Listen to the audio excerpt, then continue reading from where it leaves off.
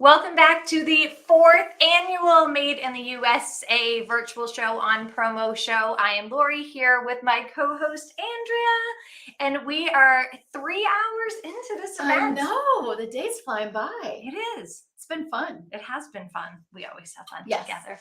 So we actually taped our chair together today so we wouldn't like roll away from each other.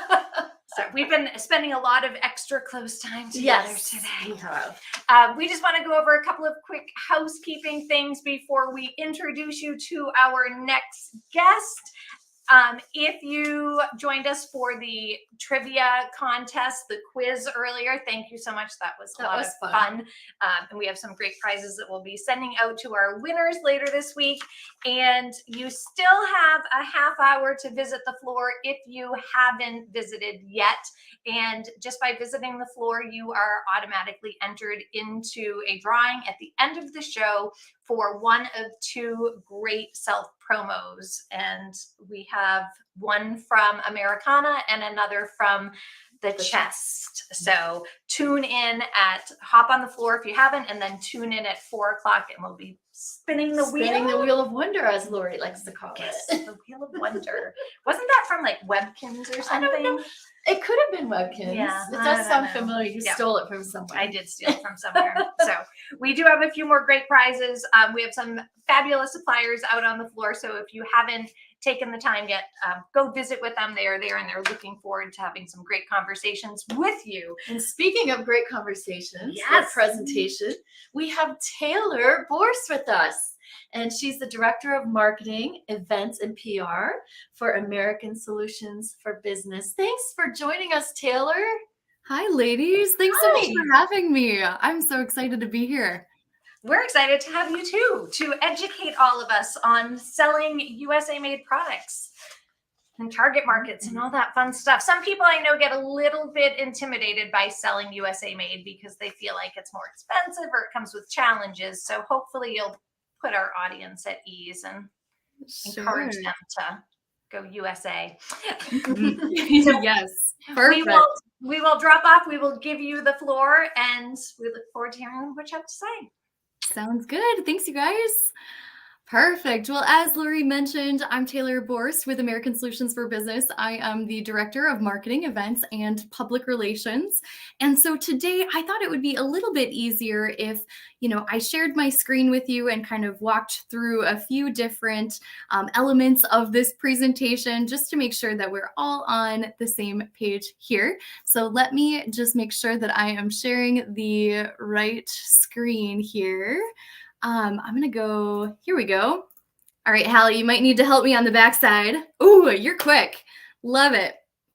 All righty, well, let's just dive right in here. So first off, to Lori's point, there's this kind of constant question and almost intimidation when it comes to, I don't know, should I sell USA? Should I kind of pigeonhole myself? And the truth is that there are a lot of reasons why we should be also pushing USA made items, specifically if those customers are making that request. So it's definitely something that gets asked a lot of the time. And I want to start off by sharing some really interesting stats. And this is perfectly timed. Actually, I don't know if you guys have had a chance to check out the new ASI 2023 ad impression study. It just came out this week, and I couldn't not include some of these little bites in here. So 54% of consumers would feel more favorable about an advertiser who gave them a promo product if it was made in the USA. So this is 54% of the population. This is over half of your potential demographic would have a more favorable opinion of that brand. And so this alone should tell you how powerful this approach, this angle, how we source and how we tell that story in how you approach your customers here. And what's even more interesting too, there is kind of a slight gap in here. I know that it's pretty close, but I did want to point this out too, because I think I came in with the incorrect assumption that there might be more favorability amongst men versus women, but the statistics are actually showing that there is a slightly more favorable opinion of these USA made products when it does come to women. So just wanted to include that. I thought that that was very interesting, especially coming from the end user buyer perspective. They are asking for it. They want this. They clearly have favor for this. Now, pivoting, I do want to just dive a little bit deeper into age and preference here. So when we're talking through the demographics of these customers, it's also very fascinating to see how this opinion starts to shift as we look at those older generations. So just taking a peek at, the ages of 18 to 24, even within that like 25 to 34, we're looking at a 41% or a 35%. And these are percentages of consumers who feel more favorable to those USA made. And then as you go up, you start to see that percentage start to get bigger and bigger to where people who are age 65 and older are actually showing a 67% preference to USA made. So when Lori was talking about those target markets, those customers, how do we know really who to target? If you're looking at that demographic of your customer base, because we all have different portfolios, right? We're all going after different types of accounts, different markets. If you do have a market that tends to be a little bit on the older side, they might be more apt or they might be more connected to that USA made message. And as we know, it's all about talking that through with your customer right up front and making sure that you understand what their top priorities are so that you can then adjust. You don't necessarily have to always start with a really strong approach to USA made, but it's important to show them that that's something that you can provide for them and that you're an expert in that area. Now, I do want to deep dive into a little bit more data specifically around distributors. So I know that most likely a lot of people tuning in today are part of a distributorship or they're an independent distributor, but this is definitely really helpful information if you're on the supplier side as well. So this is from the ASI 2022 State of the Industry report that came out last year. And I want you to specifically look at the data with the red bars specifically. That's going to show the total percentage. The blue really separates the strongly agree and somewhat agree. And the question is, do you prefer to purchase made in USA products? And this is distributors responding back. Now, in the 2020 counselor report. This was actually fielded before COVID, so keep in mind. So we're looking at that 2020.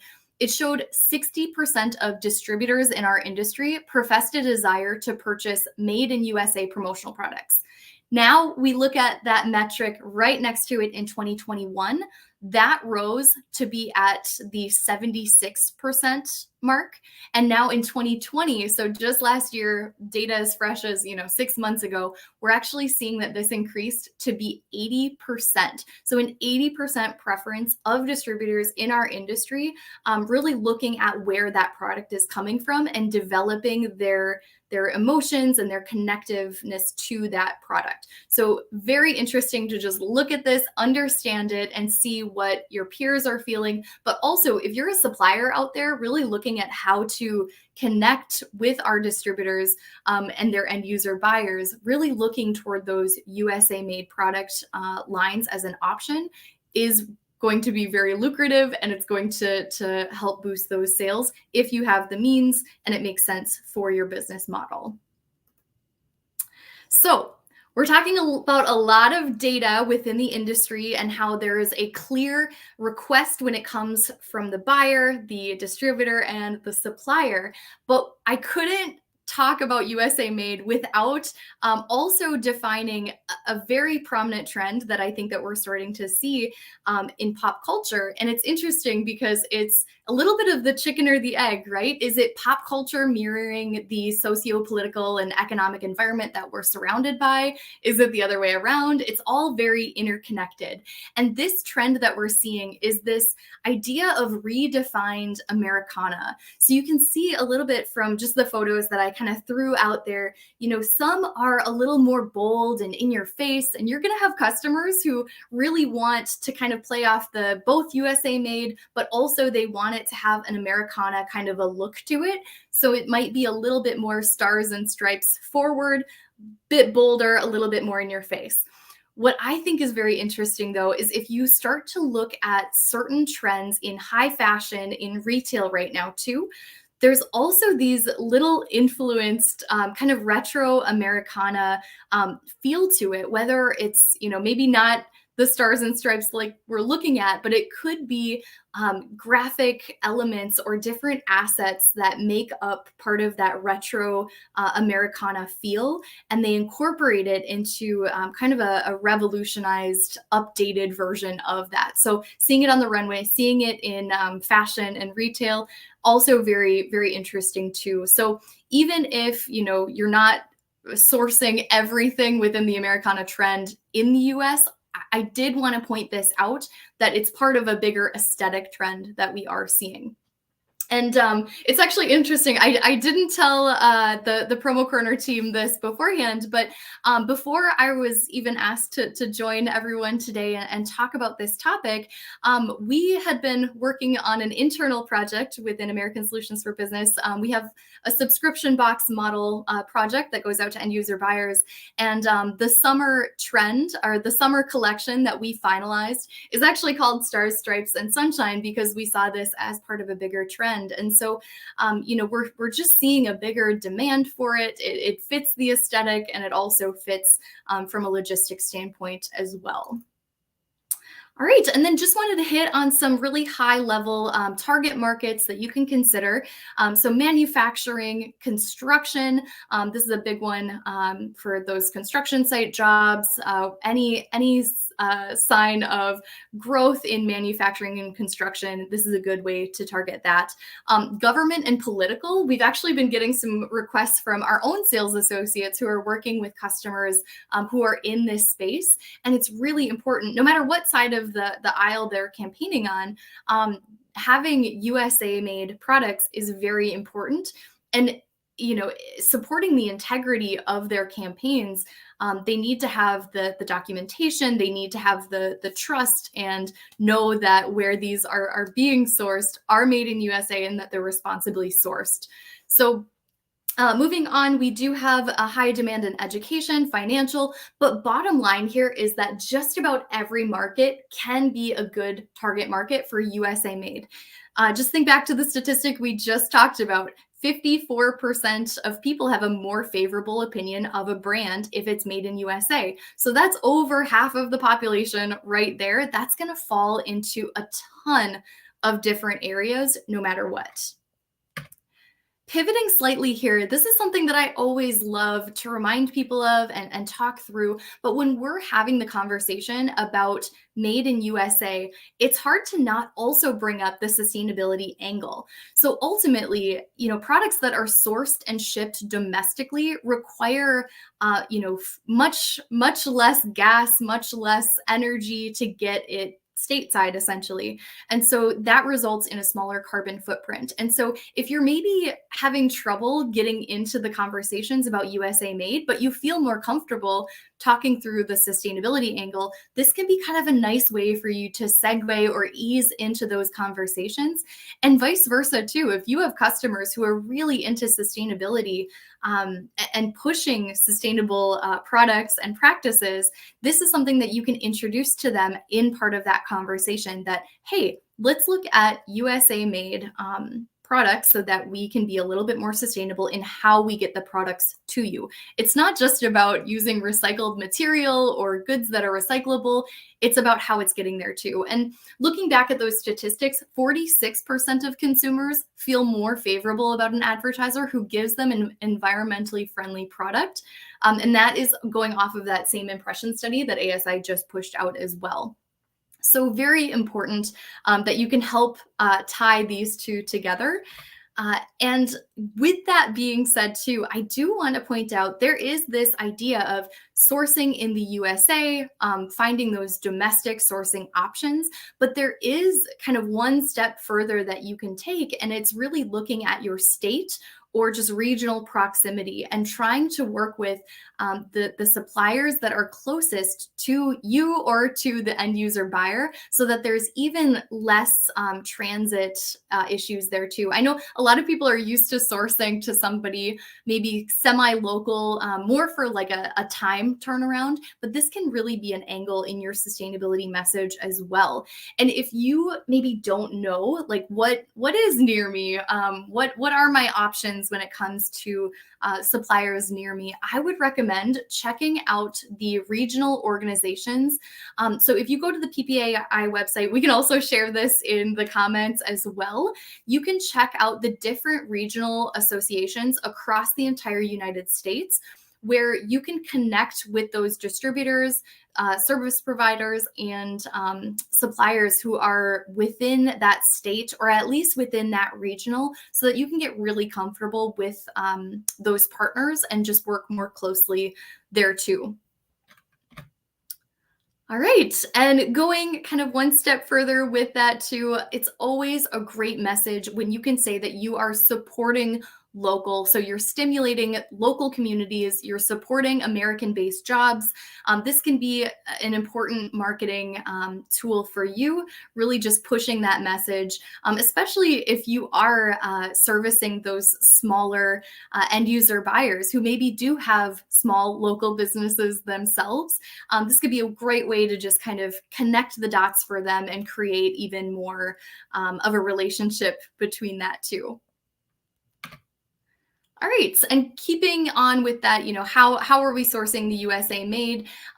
In addition, I did include just kind of screenshots of the awesome suppliers who are here today. Thank you again, everyone, for being here. I know just awesome places to really jumpstart when you're looking to source for that USA made. But in addition to that, you can always use search tools like ESP, Sage, Distributor Central. I always kind of go to those industry publications. So in addition to Promo Corner, there's also PPAI, ASI publications. They're constantly pushing out different product ideas, different ideas for different sourcing partners. We have some great social media sourcing groups within the industry. I recommend that you guys join those as well. And then I do have kind of a little cheat sheet, and I'm happy to share in a big long comment in this video that's posted out on social. But at this point, I think I might just try to share my screen and just run through a few kind of top recommendations here. So bear with me, just want to make sure. All right, I think we are seeing what we need to see. Ladies, let me know if there's anything goofy happening here. But what I really love about a lot of supplier websites in our industry right now is that they're doing a great job actually identifying spots on their website where you can view USA made products. So I know Alexander is here today. That's awesome. They do have a USA made section of their website specifically. Really love Bam Bams. They have some awesome stuff, and you can actually check out the different sub categories there. HPG, they have some great products here, especially when it comes to kitting and providing some of those USA made products. I also want to point out too, HPG has a couple really fascinating lines as well. So they have Batch and Bodega, which you know, that's a lot of packaged goods, but they do partner with local artisan manufacturers, or I shouldn't even call them manufacturers. They're local artisan businesses, so that the food or the specialty products that are provided are local, really really kind of pushing that level of, supporting local, sourcing in the US, that sort of thing. We have Cap America. They have an awesome domestic woven option. Phi, this one is right in my backyard. So I'm based in Minnesota, so I know that Phi Promo is a Minnesota company, and they do have their products separated in a section of their website where they can see all of that. Fields, same deal. They're just about an hour and a half away from where I live now. They have some really incredible pieces. Also, if you haven't seen any video or photo content of them actually making their lanyards on site, they'll weave them. It's this incredible machine. It's really cool to see. We do have a section of the Gemline website available. Gold Star is another nice option. They're always expanding their product offering and USA made content there. Hirsch also has a nice little section here, some cute little sun bum pieces and some other items there. HIT has a nice, wide range of USA made options for you here. You can just explore as you go in there. I want to call out Koozie Group as well. And Koozie has a few different locations all over, so Minnesota and Florida. Those are great to go visit if you can. Larlu, another Minnesota-based company as well. And then just want to give a shout out to Liquimark. If you're looking for any sort of writing instruments, they have a lot of highlighters, just anything that you need kind of in that office supplies space. Laser Cuts / Morris Magnet, if you're looking for a domestic magnet. Good old Peerless. So they specialize in umbrellas, but as you can see, there are some bags and lawn games, just other nice outdoor pieces that you can push right now. And then in terms of apparel, I know that apparel can sometimes be a bit of a hurdle, especially for the Made in USA. Bella Canvas is a great option there. So I just wanted to call out Bella Canvas, but then I feel like volunteer knitwear is a little under the radar, and I wanted to spotlight that a little bit more. So I would kind of compare this a little bit to that Carhartt vibe. So very much a workwear brand, but as you guys can imagine, I'm sure you're seeing workwear is also becoming streetwear, and they're influencing each other right now, which is really cool to see. Want to call out Sock Club. They're another domestic supplier if you're looking for domestic socks. We have the Chest. I know that they're exhibiting today. A ton of really great stuff to pick from there. Woodchuck. This is also a Minnesota brand. I know I'm kind of getting away from, or not away from, but I'm leaning into my very localized options nearby. But Woodchuck is a really cool brand. If you guys aren't aware of this, they have a buy one, plant one program where for every product they sell, they plant a tree. And then in that product, you can actually see the longitude and latitude location of where your tree is planted. But some really cool wood inspired items there. More apparel, check out US Blanks for that too, all made in USA. Toddy Gear also has a nice spot here, and Zing Manufacturing as well. And then I know I tuned into your guys' picks of the week also, and I know that Katie Kaler, who is also an ASB team member, she pointed out Refresh Glass, and I couldn't agree more. They are a wonderful, wonderful option if you're looking for kind of that recycled yet still made in USA drinkware. So wrapping up, I know that was very much rapid fire, but I just wanted to give you a few names if you have some things that you're looking to source on top of all this information. But wrapping up, why promote USA Made? The product is often more readily available because it is stateside. It supports sustainability efforts, specifically through shipping, supports local and domestic interests, and it has a growing favorability among clients and distributors. So there's a want, there's a need. And so if you are hesitant to sell in this space, you can kind of rest easy knowing that there is a big market out there who is demanding USA made product. And then before we go, don't be a stranger. Would love to connect with you via LinkedIn, Instagram, or TikTok. Pick your poison. And if there's anything that I can help you with, or you just want to kind of throw around some ideas, don't hesitate to reach out. And with that, I believe we Hey! continue our coverage. That was awesome. That was great. Wow. I was Thanks, sitting guys. literally on the edge of my seat. Yes. And we were both going like this. We were. Oh, because you guys attached your seats though, right? We're attached and we're nodding together. No, it was fabulous. I loved all of your local connections. Yes. Because I think that is a great way to, support your local businesses. And I love the sustainability aspect I of was just gonna it, say that too. reducing that carbon imprint and all amazing points. So, and I was blown away by the stats at the beginning. Yeah. Of Yeah. 54%. Yeah.